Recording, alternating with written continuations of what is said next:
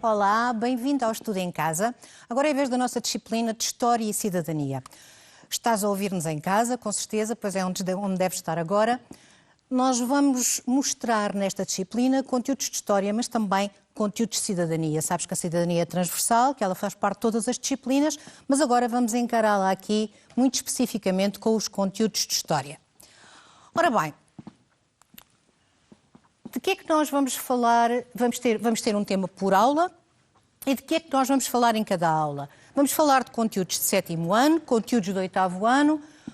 O nosso primeiro conteúdo é a Europa, da fragmentação do Império Romano à formação dos Estados liberais.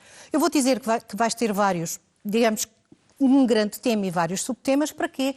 Porque isto vai condicionar a forma como eu gostava que tu estudasses em casa. E como é que eu queria que tu estudasses em casa?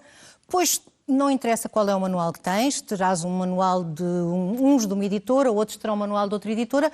Eu quero que tu te foques no tema que nós te vamos dar aqui e que depois, durante a semana, vais procurando, por exemplo, onde é que encontras, é fácil, todos os manuais têm um índice, é fácil, e vais procurando no índice onde é que encontras este tema. Também aproveitas para folhear o manual, vais dando uma vista de olhos nos conteúdos de História, até que encontras quer o tema do 7º, quer o tema do 8º ano. O que é que eu gostava já de dizer para começar? Não te vou fazer grandes perguntas, nem pôr exercícios durante a aula. Gostava que tivesses muita atenção e gostava que em casa, depois desta aula acabar, na medida do possível, que tu procurasses os conteúdos, que lesses os conteúdos, que tentasses, sabes que os manuais têm sempre, normalmente, quando abrimos a página, a dupla página, têm sempre, ou da esquerda ou da direita, consoante as editoras, vários documentos, vários textos, várias imagens com questões. E gostava que experimentasses olhar para essas questões, olhar para os documentos e também, se possível, eu sei que às vezes é um bocadinho mais difícil, mas que pegasses naquelas que nós chamamos as páginas de matéria, que as lesses, que tentasses fazer um resumo por palavras tuas. É muito importante este resumo por palavras tuas, tentar pôr mesmo aquilo que está em muitas linhas, pôr num parágrafo, 2 ou 3 linhas, tirar uma conclusão para ver o que é que tu percebes, se é que podemos dizer, daquilo que foi explicado. Vamos ter, como eu disse, conteúdo de 7º, conteúdo de 8º, conteúdo de 7º, a formação da cristandade ocidental e a expansão islâmica, portanto a Europa entre os séculos VI e o século IX, mais para os alunos do 8º ano, Portugal, mas atenção, os alunos do 7º ano também, porque todo este tema está interligado, Portugal no contexto europeu dos séculos XVII e XVIII, vamos falar sobre o antigo regime no século XVIII e também o triunfo das revoluções liberais. Ora bem, todas as aulas nós vamos começar por pôr uma questão barra problema. E o que é esta questão barra problema? Esta questão barra problema vai nos orientar ao longo de toda esta nossa aula. Nós vamos tentar descobrir alguma coisa. Aliás, eu acho que se faz algum sentido o estudo da história faz sentido de forma a fazer-nos pensar, a fazer-nos ter vontade de estudar, a fazer-nos ter vontade de pesquisar, a criar uma dúvida na nossa mente que nós pensamos, não, já agora que eu ouvi falar sobre aquilo, deixa-me pesquisar, deixa-me ver melhor. Nesse sentido, nós vamos criar, digamos que uma linha orientadora ao longo da aula. A linha orientadora de hoje é como é que nasceram os países da Europa. Já para contextualizar, temos aqui um mapa da Europa atual. E estes países que fazem parte da União Europeia, são os países que estão com cores, são os países que fazem parte da União Europeia, como é que eles nasceram? Porquê é que eles têm estas fronteiras tão recortadas? Porquê é que há países grandes e há países pequenos? Porquê é que há países que têm fronteiras com o mar, países que não têm qualquer fronteira com o mar? Quando é que isto surgiu? Quem é que decidiu? Houve alguém que decidiu isto? Isto foi acontecendo ao longo dos tempos? Nós vamos tentar perceber, principalmente em relação aos países que hoje fazem parte da União Europeia, quando é que estas fronteiras surgiram? Como é que estas fronteiras surgiram? Quem é que as definiu? E vamos focar-nos um bocadinho, como é óbvio, no caso particular de Portugal, porque somos portugueses, vamos ver o que é que condicionou a formação das nossas fronteiras. Por outro lado, vamos querer saber também, como é óbvio, se há fronteiras, países Quem é que manda em cada país? Como é que o poder foi exercido? O poder não foi exercido sempre da mesma forma, como tu sabes. O poder hoje é exercido, na maior parte dos países, ou por um Presidente da República, ou por um rei também, numa monarquia constitucional, mas por um rei. Os países hoje em dia têm constituições, quase como um manual de instruções de um país, onde estão escritos todos os direitos e deveres das pessoas, mas nem sempre foi assim. Nós vamos fazer essa viagem no tempo e vamos tentar perceber como é que era e como é que se caminhou até essa data. Vamos passar por vários séculos, vamos começar no século V, e entre o século V vamos começar com a queda do Império Romano. Entre o século V e o século XV e o século XV, consideramos, em termos de grandes períodos históricos, que aconteceu a Idade Média, portanto, entre o século V e o século XV. Depois, no século XV, com os descobrimentos, liderados fundamentalmente pelos portugueses, mas também com o Renascimento que aconteceu nas cidades do norte de Itália, na zona mais desenvolvida de Itália, nas cidades do norte de Itália, consideramos que acaba a Idade Média e com tanto conhecimento e tanto desenvolvimento, começa aquilo que nós chamamos de Idade Moderna. Esta Idade Moderna vai durar do século XV até ao século XVIII. E porquê até ao século XVIII? Porque no século XVIII vai acontecer um facto de tal forma marcante que no século XVIII começa aquilo que nós chamamos de Idade Contemporânea. E a Idade Contemporânea, repara, a própria palavra contemporâneo, a palavra contemporânea quer dizer que é do nosso tempo.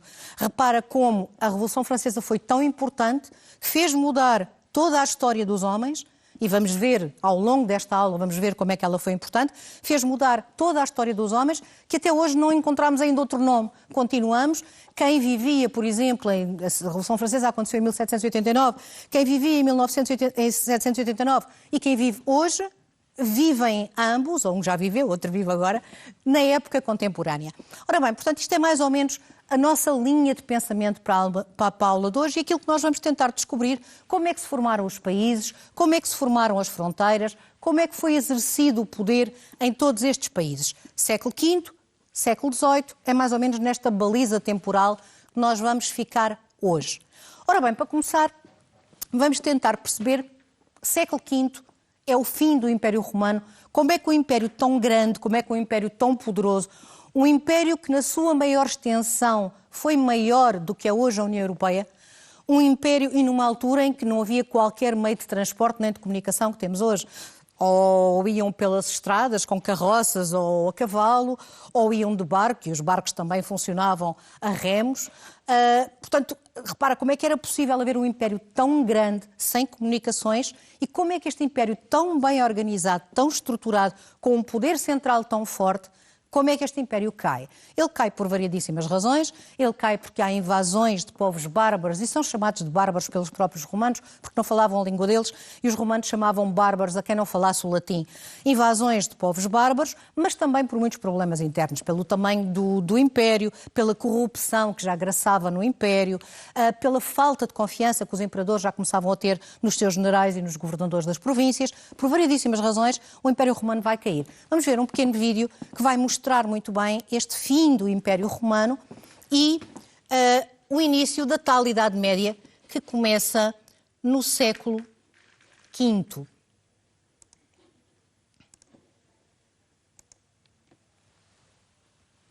Durante séculos, Roma uniu, sob a mesma liderança, quase toda a Europa, em especial os territórios junto à bacia do Mediterrâneo.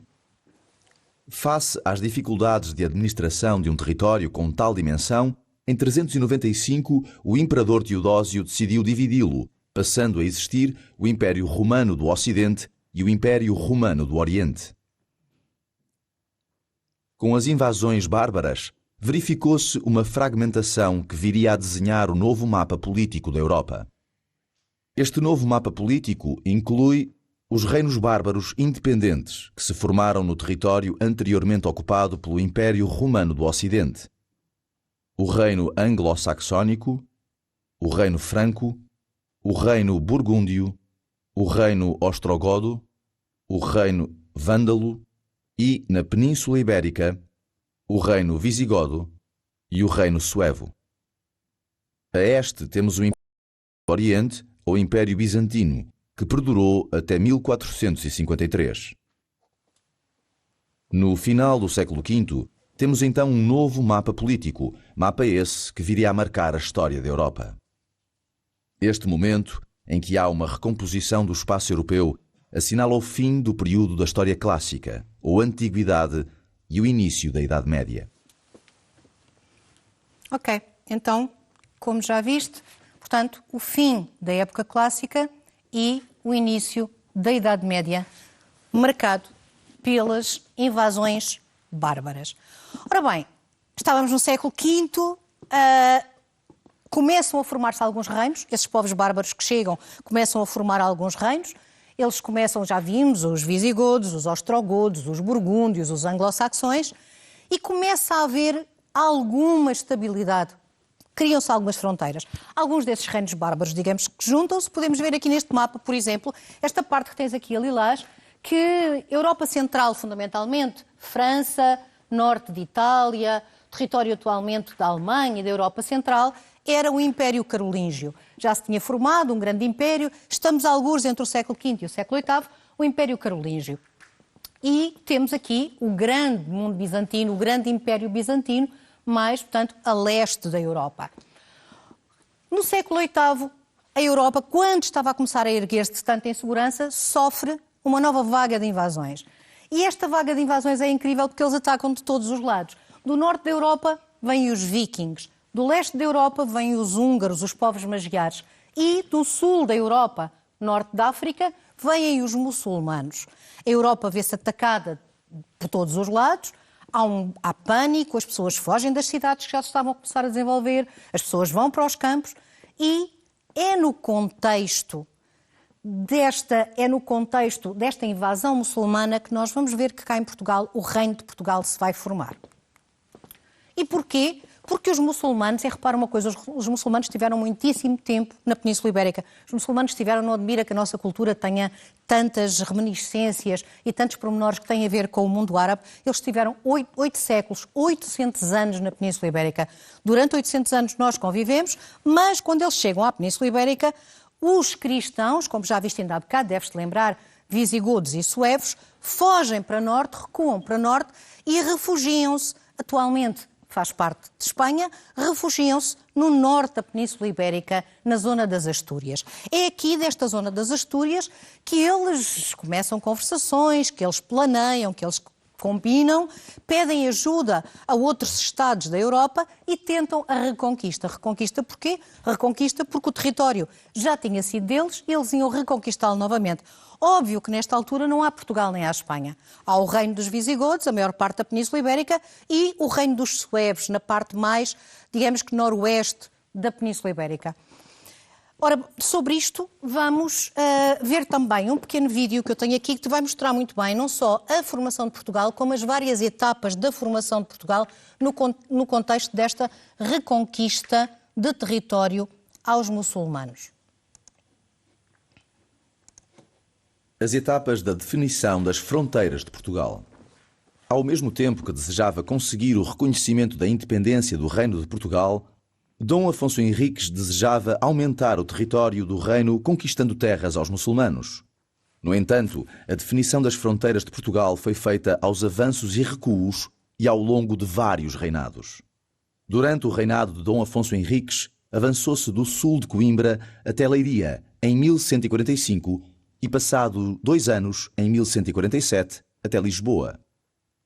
Auxiliado por um exército de cruzadas, Dom Afonso Henriques fixou assim a linha de conquista junto ao Rio Tejo.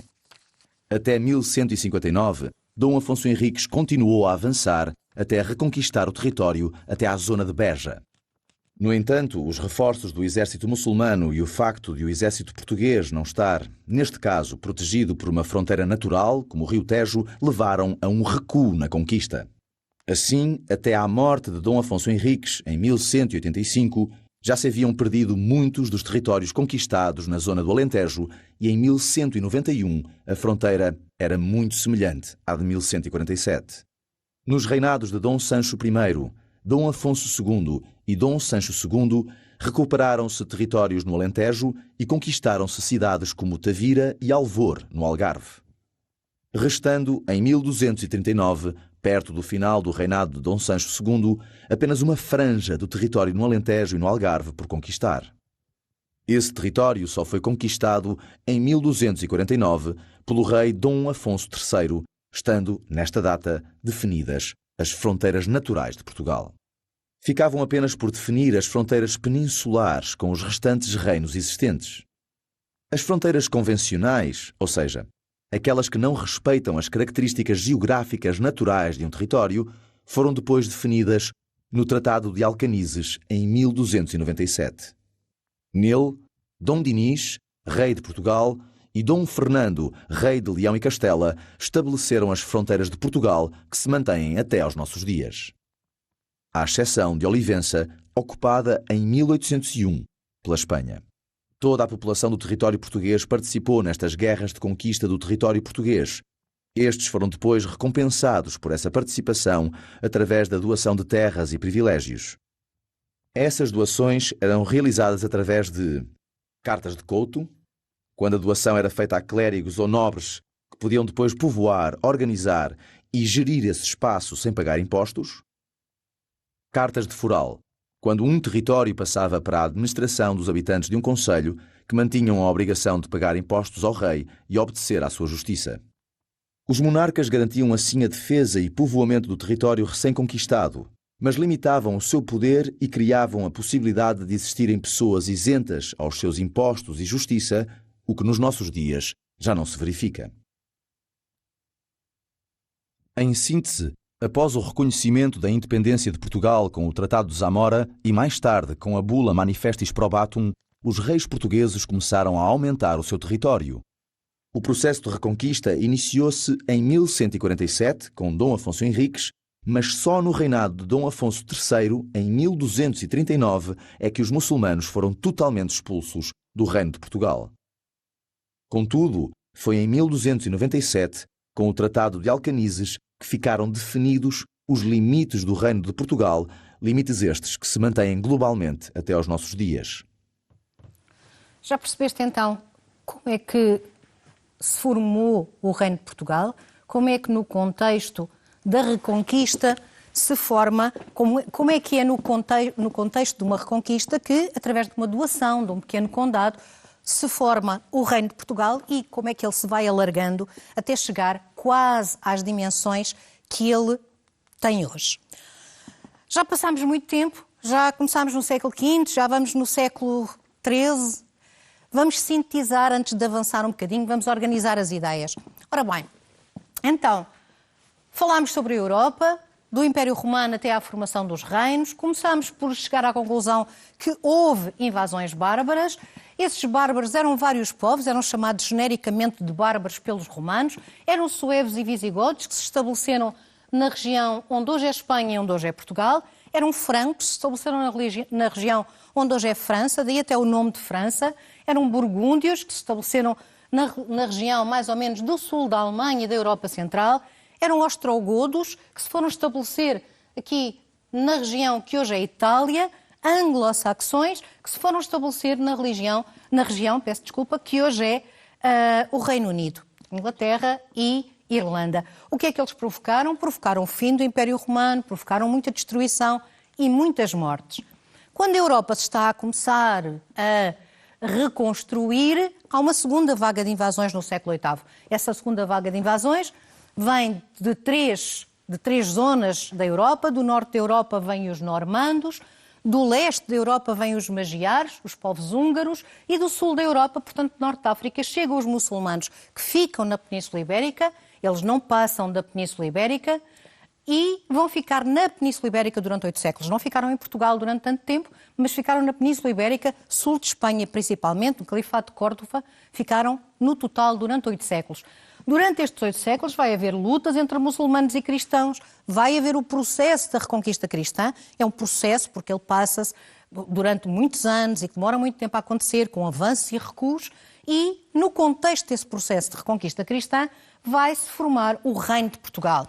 1143, com o Tratado de Zamora, é o primeiro tratado em que Dom Afonso Henriques é reconhecido oficialmente como rei de Portugal. Vamos olhar um bocadinho aqui para uma barra cronológica, onde estes acontecimentos estão marcados, mas onde vamos um bocadinho também falar daquilo que vem a seguir, porque temos que continuar a avançar na nossa linha do tempo. Como disse, temos imensos assuntos que tratar e eles estendem-se ao longo da linha do tempo.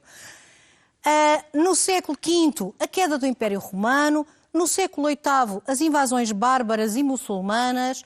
No século XII, no contexto da Reconquista Cristã, depois das segundas invasões bárbaras, a formação do Reino de Portugal. Século XIII é um século de algum desenvolvimento económico, é um século em que os países começa a haver algum desenvolvimento do comércio, começam-se a desenvolver as cidades.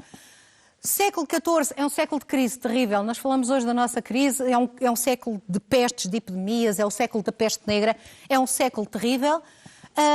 Mas depois o século XV é o século dos descobrimentos e do renascimento. Os descobrimentos vêm trazer novos mundos ao mundo, vêm trazer uma nova visão, mais conhecimento, e o renascimento que acontece nas cidades do norte de Itália vem trazer um enormíssimo desenvolvimento humano, cultural, científico, artístico, que não falaremos a seu tempo, na aula de hoje já não vamos ter tempo, daqui a bocado já não temos tempo para quase nada. Até que este desenvolvimento dos renascimentos das cidades do norte de Itália e dos descobrimentos com as colónias vem enriquecer os reinos. Os reis tinham doado muitas terras na altura das invasões bárbaras e em outras alturas para manter as terras defendidas.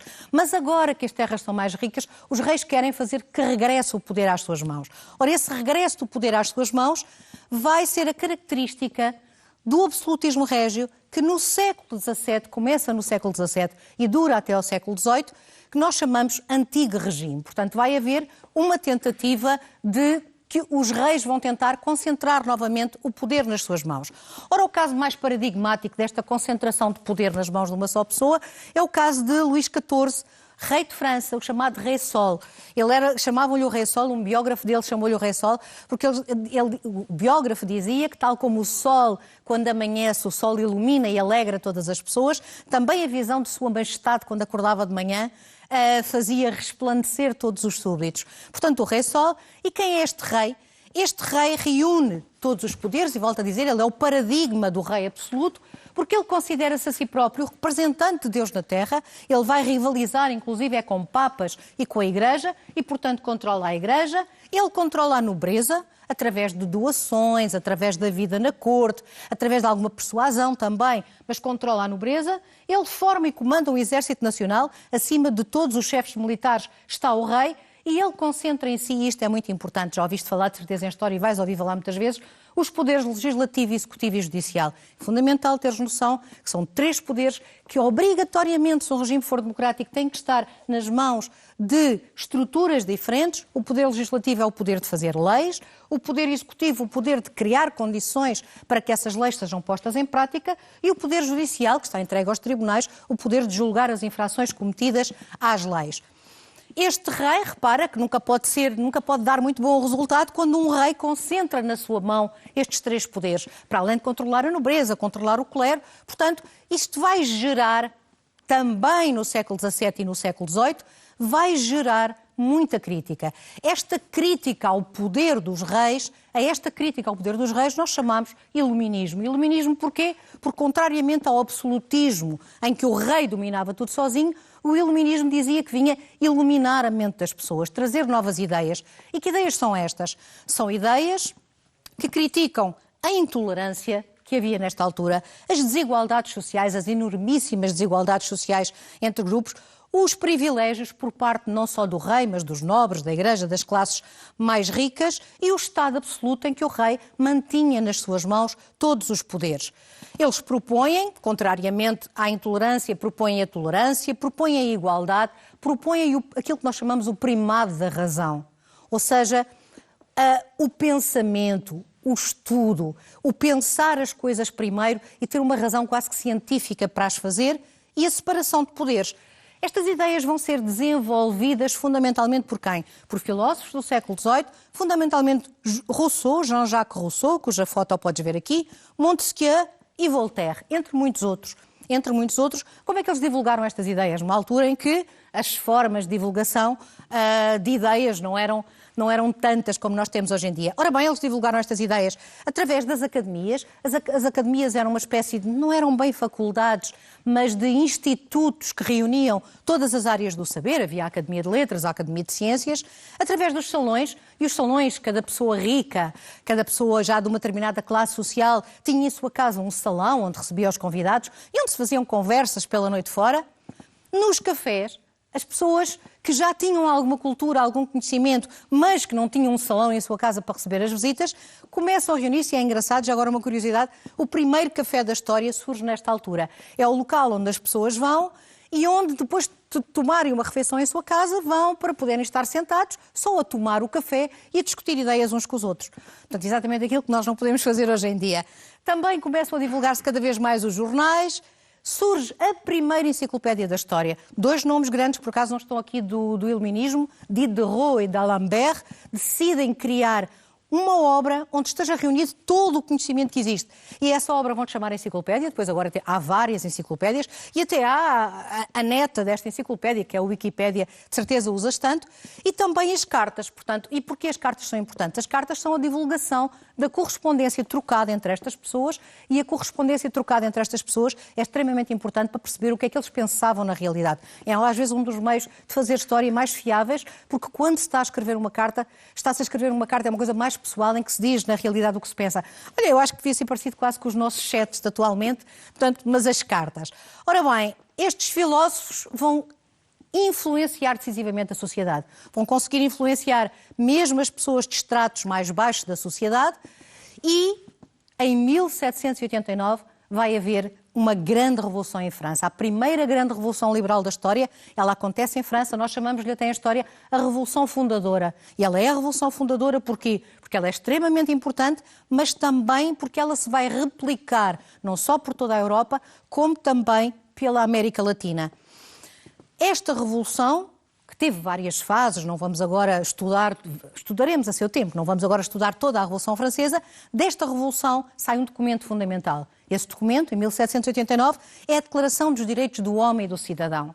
É a primeira vez que está escrito num documento, logo o primeiro artigo, os homens nascem todos livres e iguais. Ela é tão importante que em 1948, quando depois da Segunda Guerra Mundial se cria a ONU, e se faz a Declaração Universal dos Direitos do Homem, a Declaração Universal dos Direitos do Homem da ONU vai se basear fundamentalmente, principalmente para os primeiros artigos. Esta Declaração dos Direitos do Homem e do Cidadão só tinha 17 artigos originalmente, vai se basear nos artigos porque eles definem fundamentalmente aquilo que é ser cidadão.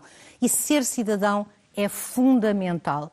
Ser cidadão é dizer-nos que nós, por um lado, pertencemos a uma sociedade que tem a obrigação de olhar por nós, de se preocupar connosco, mas, por outro lado, dizer também que nós, individualmente, temos uma preocupação com os outros. Somos responsáveis pelo bem comum e cada um é responsável pela pessoa que está ao seu lado. E na realidade, pensa, se cada um de nós for responsável pela pessoa que está ao seu lado, toda a gente vai ter alguém responsável por si próprio.